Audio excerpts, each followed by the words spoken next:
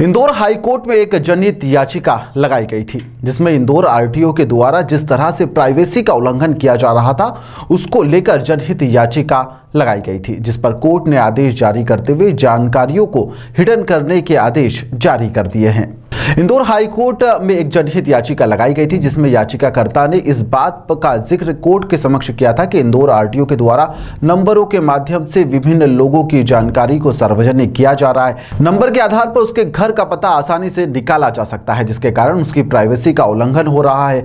कोई भी व्यक्ति नंबरों के आधार पर घर का पता ढूंढ सकता है, जिस कारण से कई बार महिलाओं के संबंधित जो अपराध हो रहे हैं, घर में जो चोरियों की घटनाएं हो रही है, वह संभावना उससे बढ़ जाती है। इन तमाम बातों को देखते हुए इंदौर हाईकोर्ट ने भी इंदौर आरटीओ को आदेश जारी करते हुए तमाम तरह की आइडेंटिटी हिडन करने के आदेश जारी कर दिए हैं। ऑनलाइन तरीके से अब कोई भी व्यक्ति किसी भी अन्य व्यक्ति की जानकारी ऑनलाइन तरीके से नहीं देख पाएगा। घर के जितने भी पते दिए गए हैं, अब उन्हें हिडन कर दिया जाएगा। ऑनलाइन पोर्टल से अब इंदौर आरटीओ ने इन सभी जानकारी को हटाने की तैयारी शुरू कर दी है। इंदौर हाईकोर्ट के अब यह आदेश जारी हो चुके हैं, जिसके बाद में सभी जानकारियों को हिडन ही रखा जाएगा और इसे सार्वजनिक नहीं किया जाएगा। प्रदेश आपको गाड़ी के जो पर्टिकुलर्स है वो 100 रुपए में देता है। किस रूल के अंदर सब यहाँ पे रूल 58 के अंदर 10 रुपए में मिलती है, सब मिलता है। अपने मध्य प्रदेश में ही फ्री में दे रहे थे सब कुछ। हाँ, हमने एक जनहित याचिका लगाई थी माननीय उच्च न्यायालय में, जहाँ पे private identifiable information Madhya Pradesh RTO मुफ्त में लोगों को बांट रहे थे बिना उनका कोई नंबर या कोई भी इंफॉर्मेशन लिए।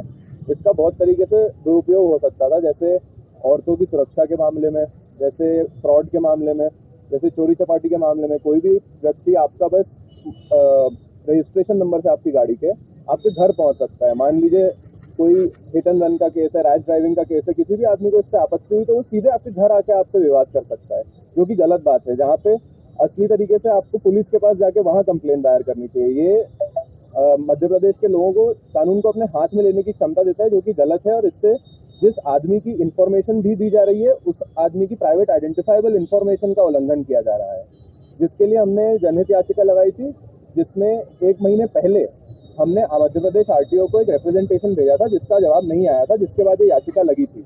जिसके बाद माननीय उच्च न्यायालय ने कहा कि 6 महीने का और समय दिया जाए और आप एक और रिप्रेजेंटेशन इन्हें भेजिए, जो हमने भेजा। और अब जाके जब हम वापस देख रहे थे कि ये इन्फॉर्मेशन अभी भी अवेलेबल है कि नहीं, तो तब जाके हमें पता चला कि ये इन्फॉर्मेशन हट चुकी है, जिसका मतलब है कि हमारे रिप्रेजेंटेशन का काम सही तरीके से हुआ है। और मध्य प्रदेश आरटीओ ने माननीय उच्च न्यायालय के कहने के अनुसार ये सारी प्राइवेट आइडेंटिफाइबल इंफॉर्मेशन अपने पोर्टल से हटा दी है, जो लोग मुफ्त में यूज कर सकते थे पहले। क्या कहा गया था याचिका में? जब आपने याचिका लगाई थी तो आपने माननीय कोर्ट के सामने क्या तथ्य रखे थे? तथ्य तो यही रखे थे कि मध्य प्रदेश के इस पोर्टल की मदद से किसी भी आदमी को आपके घर का पता मिल जाता था, आपकी गाड़ी का चैसी नंबर और इंजन नंबर मिल जाता था।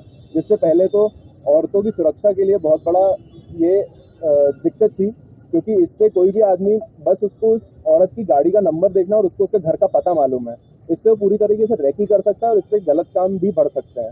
दूसरी बात, अगर मान लीजिए आप और मैं अच्छी गाड़ी में जा रहे हैं, कोई भी आदमी जिसको चोरी करनी है वो आपकी गाड़ी का नंबर देखेगा, वो बोलेगा कि ये बड़ी गाड़ी है, इस आदमी के पास पैसा होगा घर पे। जैसे ही आपकी गाड़ी निकलेगी वो घर में आपके डाका डालने चला जाएगा। ये सब चीज़ें गलत कामों को आगे बढ़ाने की ताकत देती है, जो हम ये प्राइवेट आइडेंटिफाइबल इंफॉर्मेशन के मदद से वापस लेना चाहते थे। सर, क्या फैसला आया है माननीय? फैसला माननीय उच्च न्यायालय का 9वें महीने का ये था कि आरटीओ को 6 महीने का और समय दिया जाए, जिसके बाद में वापस से जनहित याचिका लगाई जाएगी। मगर 6 महीने होने के पहले ही, 1 महीने के पहले ही मध्य प्रदेश आरटीओ ने ये सारी की सारी प्राइवेट आइडेंटिफाइबल इंफॉर्मेशन अपने पोर्टल से हटा ली है। ये याचिका कब लगाई थी और कितने समय बाद?